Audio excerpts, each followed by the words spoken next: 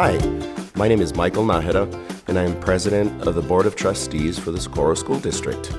Today, I'm going to be reading Big Truck, Little Island by Chris Van Dusen. Out on the ocean one bright summer day, bound for an island still 5 miles away, a tugboat was towing a truck on a barge, a truck that was hauling a load extra large. This truck being pulled on the ocean by a tugboat.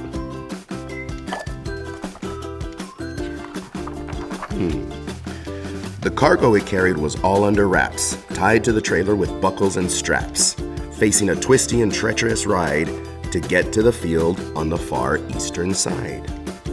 The barge reached the ramp, the truck trundled off. It bucked up the bridge with a wheeze and a cough.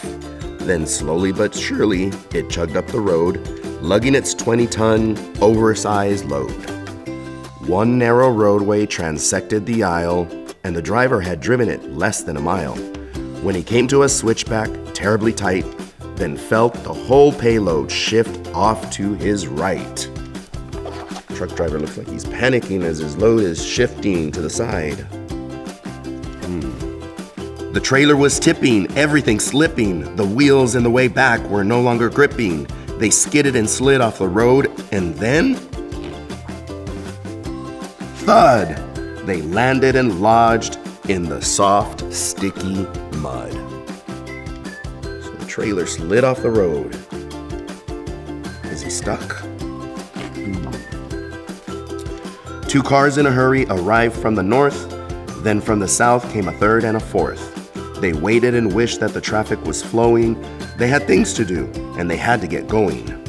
Meg had a swim meet at 3 at the pool. She swam the fly for her team at the school. And Barry was already late for ballet. He needed to practice his batement for pay.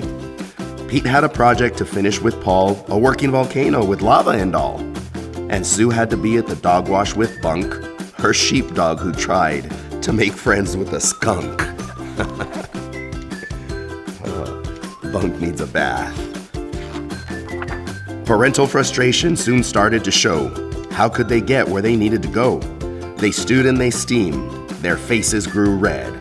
Then all of their children convened up ahead. Since Meg lived by Barry, and Barry knew Pete, and Pete was Sue's neighbor on Sycamore Street, and Meg was in art club with Barry and Sue, they quickly decided, as friends, what to do. Barry said, "Listen, let's all exchange cars. We'll borrow yours, and then you borrow ours. I'll switch with Pete, and Meg swaps with Sue, and later we'll trade our cars back when we're through." The parents agreed the solution was great. By borrowing cars, they'd no longer be late. And so they departed and went on their way to the pool or the dog wash, to Paul's or ballet. There they are, making their ways to each other's cars. And as for the big rig, that too was okay. A wrecker was summoned and towed it away to the far eastern field, where later that night, all was revealed to the people's delight. Looks like the big rig was carrying the Ferris wheel to the fair for everybody to enjoy. What a great story. Keep reading. Thank you.